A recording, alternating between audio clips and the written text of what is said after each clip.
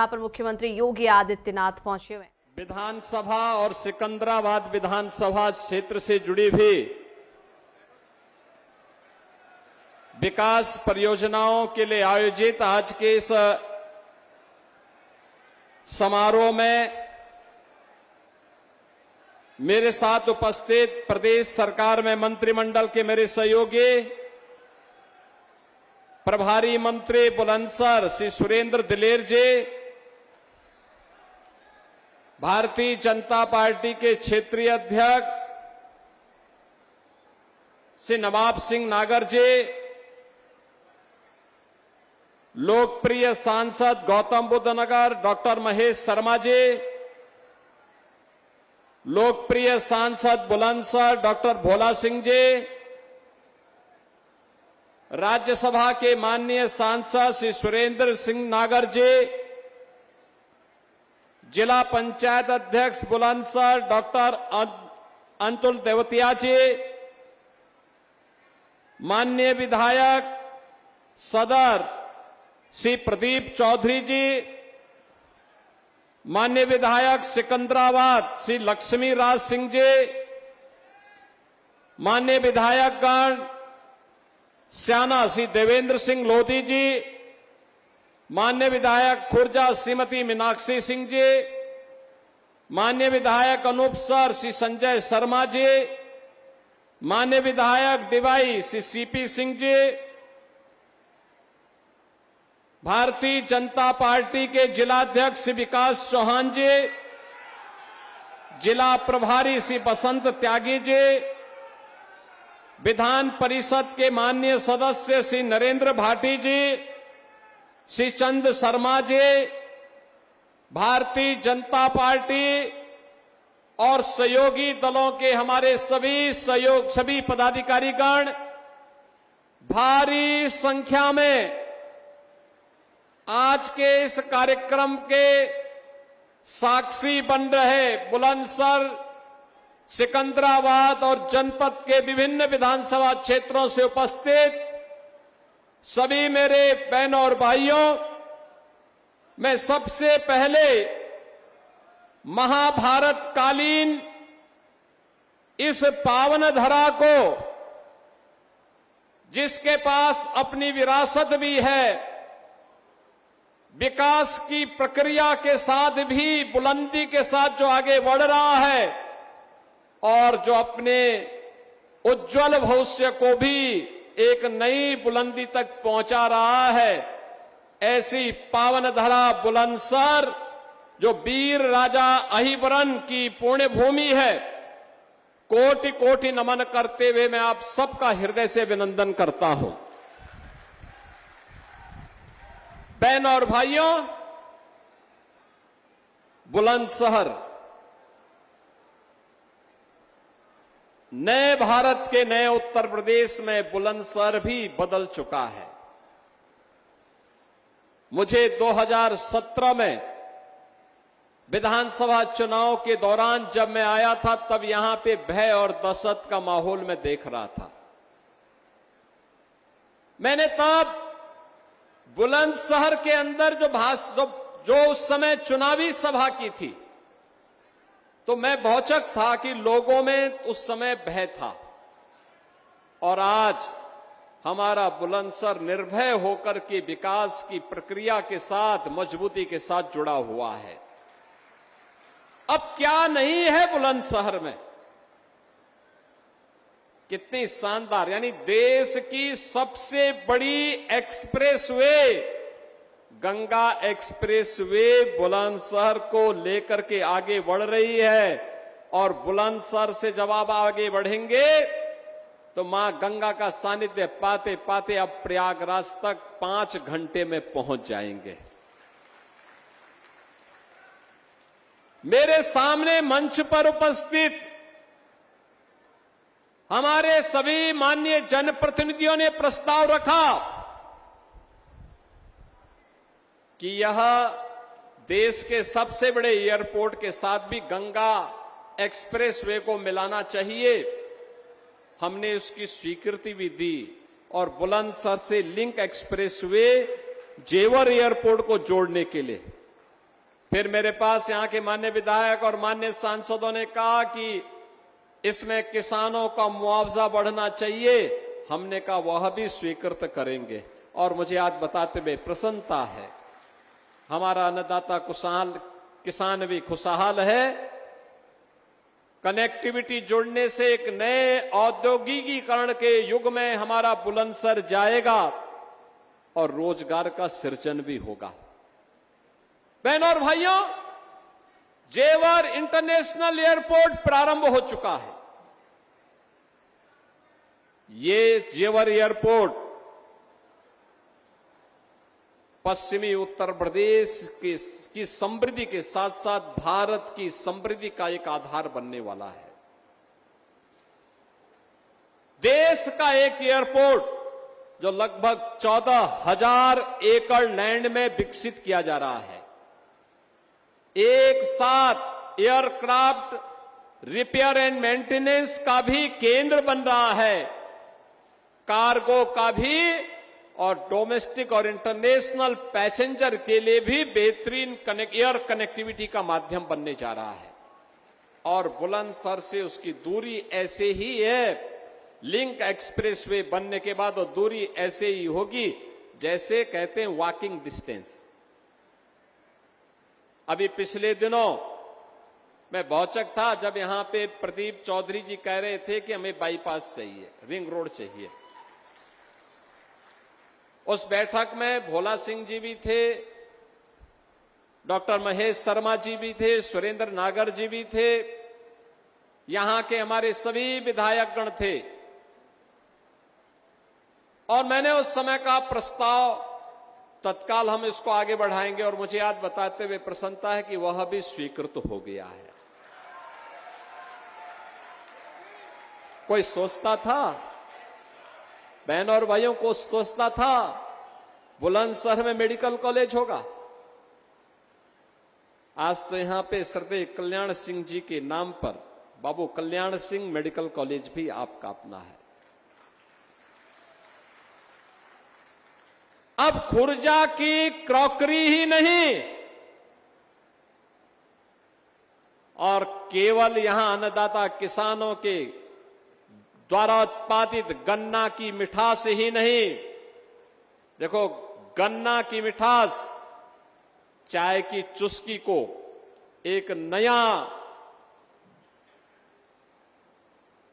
ऊंचाई प्रदान करता है, लेकिन यहां की क्रॉकरी भी तो देश और दुनिया के अंदर इसको एक नई पहचान दिलाता है, एक नई पहचान दिला देता है।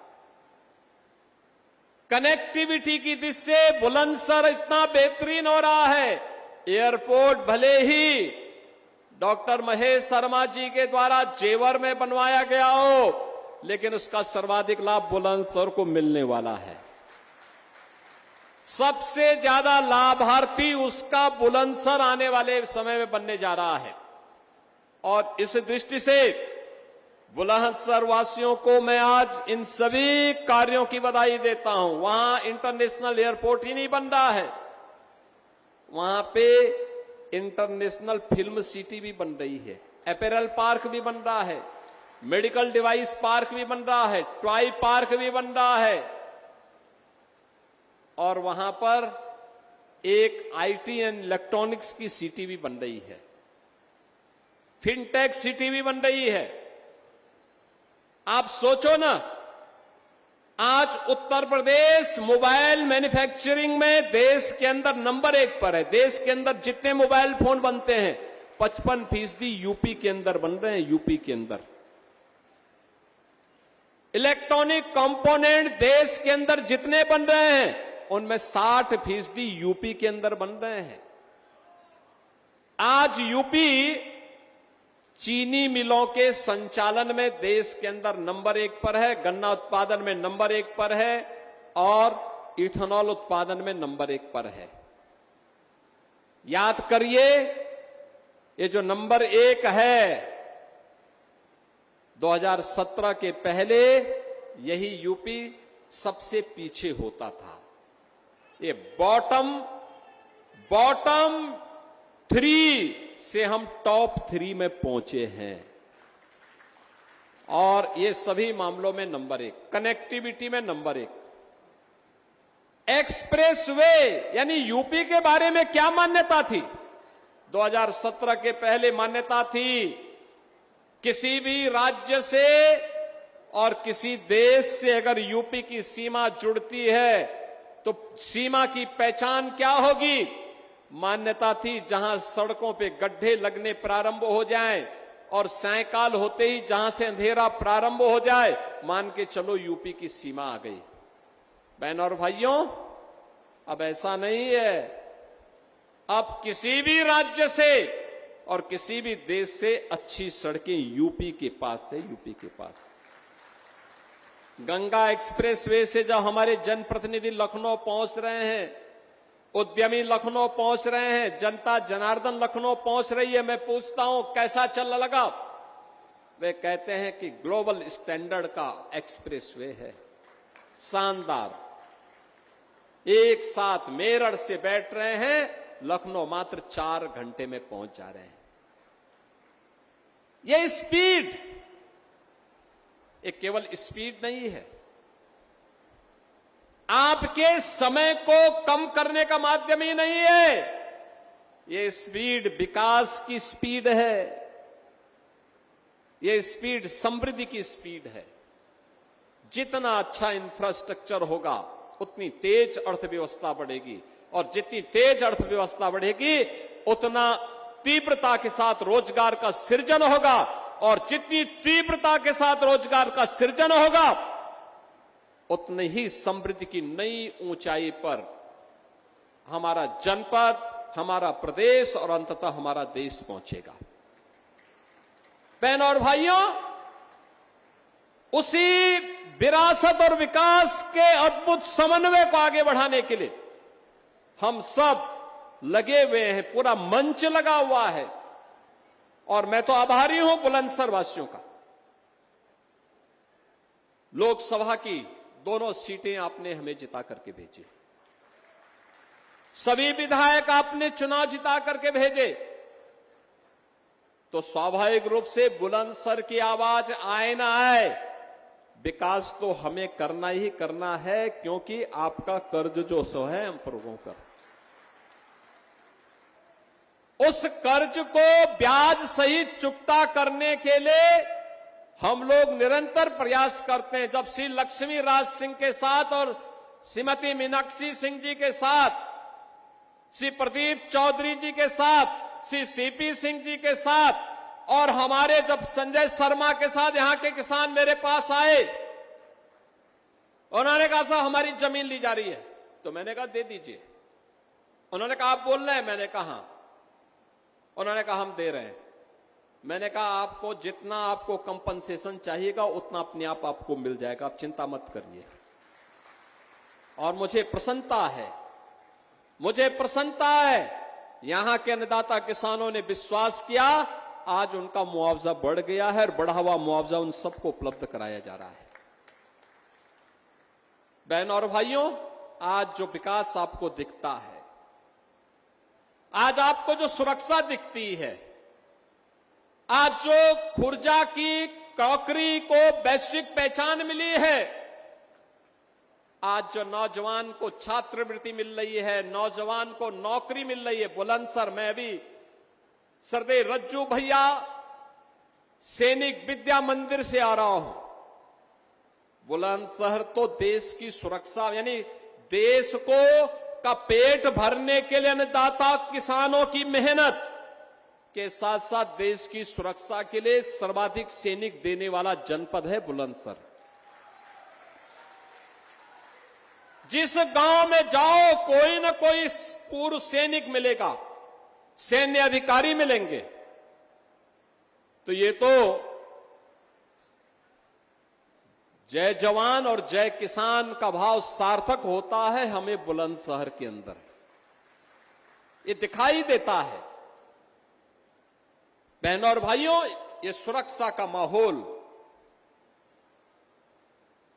ये जो समृद्धि है, ये जो विरासत है, जो ये विकास है, क्या ये 17 के पहले संभव था? 17 के पहले कभी संभव नहीं था। मैंने बताया ना 17 में जब मैं आया था तब क्या स्थिति थी यहां पे? भय था, दहशत था। उस समय की सरकार के कुछ मंत्री अपने आप में भय और दहशत के प्रतीक बने हुए थे। बुलंदशहर की गैंग रेप की घटना में समाजवादी पार्टी के मंत्रियों के किस प्रकार के शर्मनाक बयान आए थे। और बहनों और भाइयों, आज आप देखते होंगे 2017 के पहले कौन जिला बचा था जहां दंगे न हुए हो, जहां कर्फ्यू न लगा हो। मुजफ्फरनगर का दंगा हो, सहारनपुर का दंगा हो, मेरठ का दंगा हो, बुलंदशहर का दंगा हो, अलीगढ़ के दंगे हो, कौन जिला ऐसा बचा था जहां दंगे न हो? और कौन जनपद ऐसा बचा था जहां बेटी और व्यापारी सुरक्षित रही हो? पश्चिमी उत्तर प्रदेश में तो बहुत सारे परिवारों ने बेटियों को पढ़ने के लिए दूर के रिश्ते में भेज दिया था या स्कूल जाना ही बंद कर दिया था। व्यापारी व्यापार करने से पहले, घर से निकलने के पहले यह सोच करके निकलता था, हे प्रभु, शाम को मैं अपने परिवार का मुंह फिर से देख सकूं, मुझे इतनी ताकत देना। और उसकी मजबूरी थी, सूर्य अस्त होने के पहले पहले अपना प्रतिष्ठान बंद करके वापस घर आता था।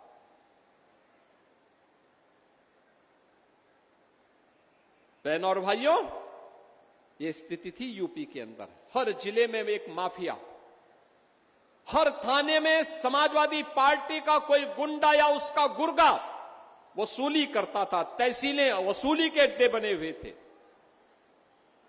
कोई सुनवाई नहीं थी, गरीब की सुनवाई नहीं थी, महिलाओं को सुरक्षा नहीं थी, व्यापारी परेशान था, नौजवान के रोजगार पर डकैती पड़ जाती थी, सिंडिकेट काम करते थे हर थाना क्षेत्र में, हर जनपद में माफिया की समानांतर सरकारें चलती थी। लेकिन अब मैं कह सकता हूं, हमारा उत्तर प्रदेश, हमारा बुलंदशहर, अब मैं कह सकता हूं, न कर्फ्यू है न दंगा है, अब बुलंदशहर चंगा है।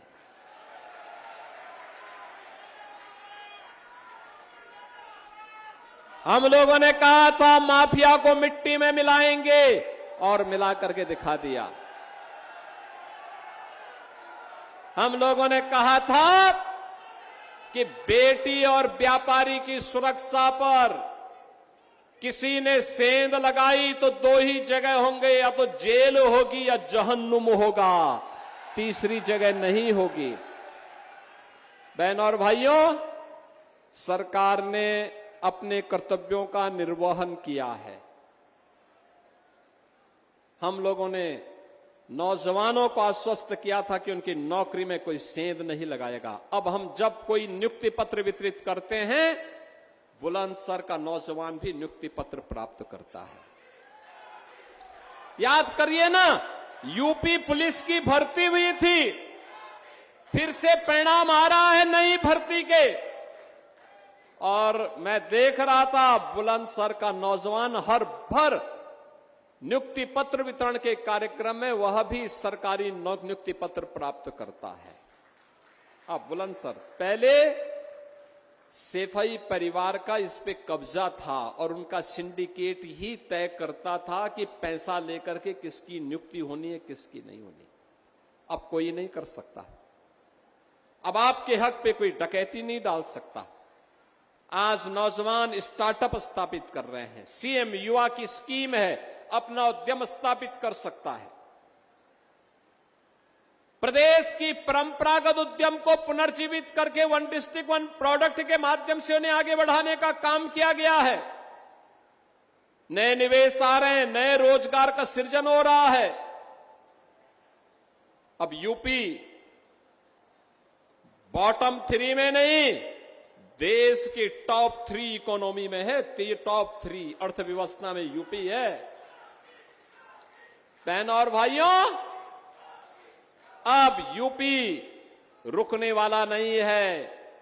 प्रधानमंत्री मोदी जी ने देश के विभिन्न राज्यों के लिए जो पैरामीटर तैयार किए हैं, आज मुझे बताते हुए प्रसन्नता है, किसी भी वेलफेयर स्कीम में यूपी पिछड़ा राज्यों में नहीं बल्कि अग्रणी राज्यों में नंबर 1 पर या नंबर 2 पर यूपी होता है। इसके अलावा कोई दूसरा स्थान नहीं होता है। हर स्कीम में यूपी आगे, हर एक को आगे बढ़ाने में यूपी मजबूती के साथ आगे बढ़ रहा है। जिस राज्य में निवेश नहीं आता था, आज 50 लाख करोड़ रुपए के निवेश के प्रस्ताव उस राज्य को प्राप्त हुए हैं। लाखों नौजवानों को नौकरी और रोजगार की सुविधाएं प्राप्त हुई हैं।